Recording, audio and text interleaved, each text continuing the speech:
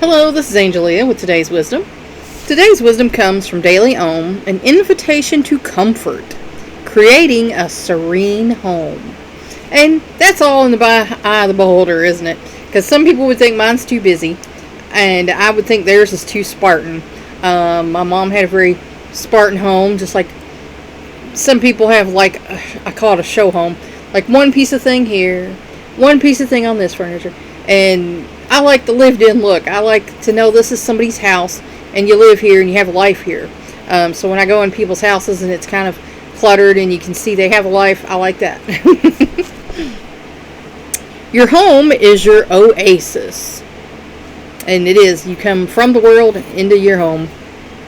Through your efforts, your house or apartment can become both a private sanctuary and a welcoming, serene, and healthy place to live in and visit.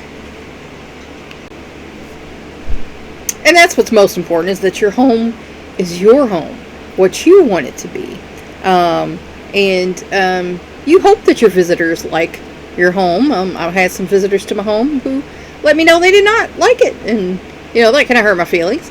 But I've had other visitors come in and say, I love your home. Your home is great. I love this stuff, the foreign stuff, and this stuff. And, that's the kind of people you want to come back to your home. Because they appreciate it the way you do. An organized and comfortable home can have a calming effect on you. And it can. I don't like when stuff is out of place. My guys are not as neat as I am, and they'll mess up some stuff, and then I'm like, where is this? It's just here. I don't know. It's like I don't know if anybody knows the family circle, I don't know, or not me. Yeah. Your family, I like it to be, neat. I like it to smell good. It doesn't have to be washed from ceiling to floor every day. I mean, that's a shame if that's all you're spending your time on, in my opinion. You should have a life. But and guests, I hope that when they come in, they notice that things are neat and it smells good. That's important. And for the rest of the world, like I say, there's people who you want to come over and visit with. People you kind of dread if they have to come to your house, because there's going to be commentaries and things, and I would never do that to anybody else's house. If I came into your house and I didn't like it, or I didn't like the way you had it, I wouldn't say anything about it. That's not my house. I don't live there. None of my business how you want your house or how you keep your house. Now, if I come into your house and it's disgusting and there's mice and roaches and stuff like that, like I used to sell Avon, and I used to go to some apartments and houses where I couldn't wait to get out of there, and I didn't even want to set my bag on the floor. I would keep it on my shoulder because I could see things moving and crawling, and then and so a lot of times I just skip that for next time, and I know that's terrible, but there's no reason. You have sticky traps, you have spray, there's no reason to have that going on in your house. And you'll see a little gnat and fly around here every now and then, maybe a moth. But I have a zapper, one of those blue light zappers that I'm charging right now. I charge it every day so that it can set up at night, and that zaps it for me, because we do have a problem. Like I said, we live next to a sewer junction. I mean, one time the gnats in my neighbor's yard were so thick, we walked outside and we just couldn't believe how many gnats they were. They have like an open grass. We have trees and stuff, which I think cuts down on the amount near your house, but so there's no reason for that to be going on. As well as it can be your personal escape from the rest of the world, and it should be your comfortable place where you go to just get away from everybody and everything else. Creating this nurturing space isn't difficult. No, you get stuff you like. You arrange it in a way that you like. And, you don't worry so much about what other people think about it. Because when I was younger, in my 20s, I was worried about what other people thought about it. And I'm like, Will, this is the best we can do. We don't have a lot of money. We can't buy a lot of stuff. We can't replace, carpets and, all that kind of stuff. So, but now it's like, you don't like my house, you don't have to come in it. I don't even care. It's mine and I like it. Even a household that includes young children or multiple animals can be a serene and peaceful place. And I had 3 boys, and I have an older cat right now. You could probably hear him in there because my son went out the door, and he just got home not that long ago. So his old elderly cat is not happy that he went back out the door, but he's bringing in his groceries, so the cat will have to live. But we've had many dogs and things.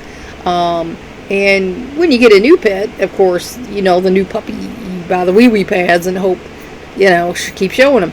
But every now and then there's going to be an accident. And with the older animals, that's why he's in he has his own tent that he gets to be in every day.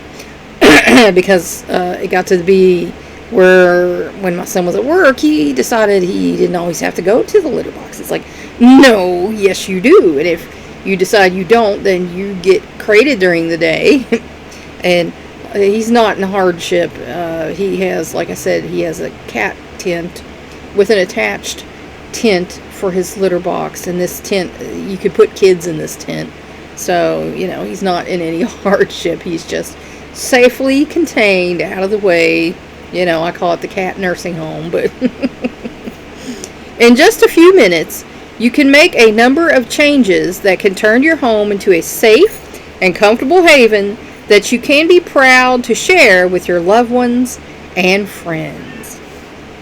One way to fill your house or apartment with calming energy is to imbue it with a peaceful ambiance that nurtures all 5 senses. Now, back in the day, and when we used to have a different chandelier in the living room, and we had amber lights in it. I love the amber lights. I love that, homey glow, like candle light. And some people who come in, they didn't care for that. They didn't like, oh, that's amber lights. But, again, not your house, but I liked it. I like the amber lights. We always have music playing here and there. Like I said, I spray the house. I have a little air freshener owl thing that sits there and, lets that come out. And so my house smells good. And, like I said, I like things arranged a certain way. It looks good. You can't eat off my floors. I wouldn't.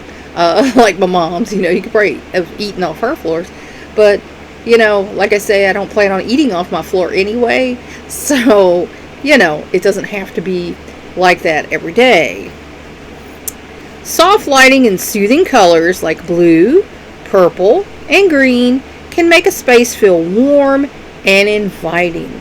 And we painted years ago, and we keep saying we're going to paint again, and we never have.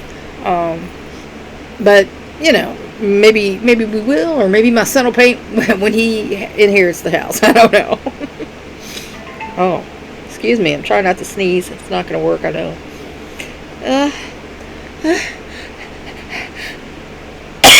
Bless me, see? I was right. Bless me, my goodness. While pleasant and calming aromas such as lavender and vanilla can positively affect moods. And now I have warm rustic woods going on, and I sprayed today with tea tree. So that's what the house smells like today. Some people don't like tea tree. I kind of do like tea tree. My son hates tea tree, so he's probably not happy right now. Peaceful sounds such as running water in a fountain or gentle chimes can uplift and clear the space. We used to have a fountain on our old heater, the one that burnt up, a little water fountain. I used to have one here on the table. It's actually still in the living room. We don't really run it anymore. It's just kind of sitting there.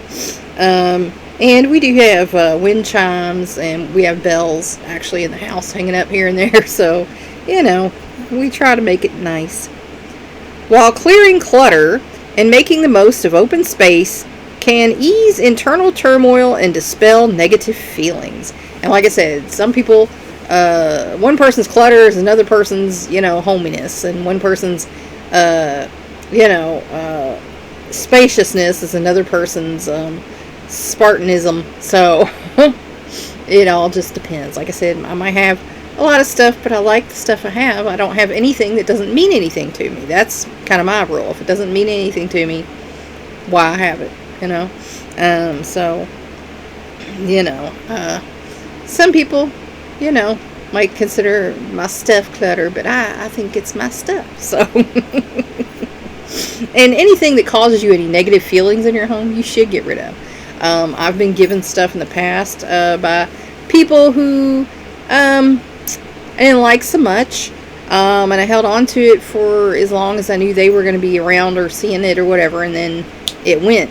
So anything that makes you have negative feelings in your house, you're well within your right to chuck it. Like I say, if it's somebody visiting, mother-in-law or somebody, they give you it as a present, and then they're going to come back like the next weekend or whatever, you can hold on to it for a little while, and then it can go. The physical objects in your home, as well as your home itself, can retain the energy of previous owners or creators. Now, we know, I do believe in ghosts. There are people who do not. I know that there are some people still hanging around here. This house has had several people pass away in it, and there's a few still hanging around. And I've not done anything. I'm not like those people. I told this to one person, and she was like, "Oh, we need to go to your house and have a seance." I'm like, "No, you don't. No, that's wrong, and you're not supposed to do that."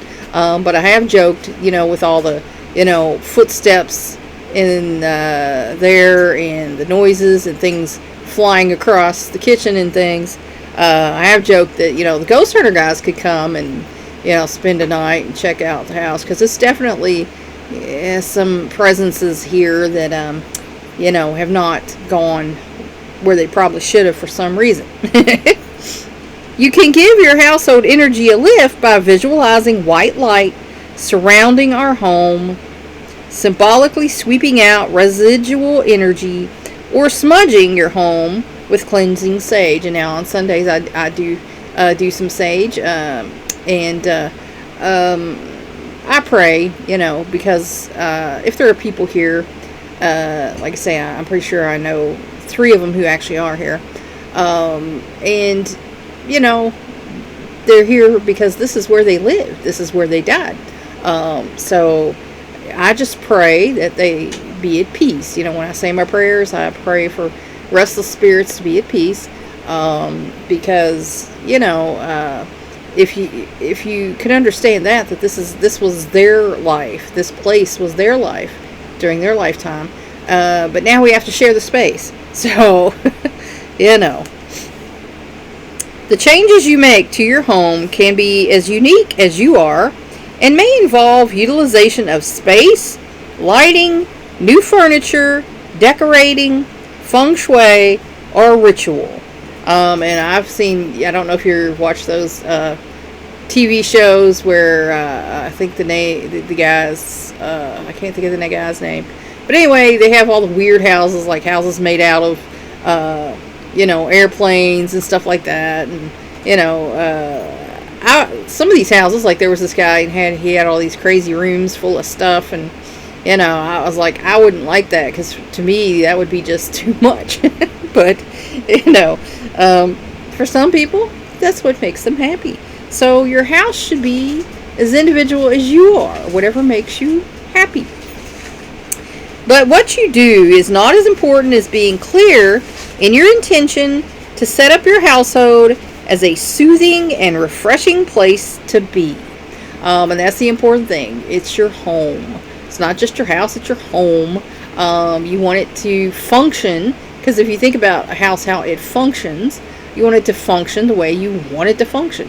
You want the bathroom to be set up a certain way, because that's how you do the stuff you do in there. And then you want your bedroom to be set up a certain way, so that you can get to the bed and go here and there. And you want the kitchen to be a certain way, because that's what's easiest for you to do, for you to get food made and out. And You might eat at a table. You might eat on a tray table in the living room, So everyone's different. Make your home a place of comfort, and you will feel, nurtured and cared for wherever you are in. Let me try that again. Make your home a place of comfort, and you will feel nurtured and cared for whenever you are there. Some days the tongue just ugh, y'all know it just don't work right some days. So yeah, if you want to create a home that feeds you, and by that I don't mean food, you know what I mean. It's nurturing to you. Then you can have what makes you comfortable. And like I say, if you have guests over and it's not their cup of tea, you don't have to invite them again. And if you have guests over who are like you and, they're cool with your place, then those are probably the people you're going to invite again. And just remember that above all, it's your space. It's supposed to be what you want it to be. If you want like cars and trucks and animals and stuff in your living room, have them. If you want flowers and birds and things in your dining room, have them. If you want farm animal stuff in your kitchen, have it. If you want ocean stuff in your bathroom, have it. If you want fantasy stuff, or teddy bears in your bedroom, have it. It's your home, and it's what you want it to be that matters most. Think about it. Please like and share this wisdom so we can spread it around the world. If you want to help me out, subscribe to my YouTube channel. If you want to help me out even more, go to my Patreon page and become a patron. Thanks for watching. That's all for now. Until next time.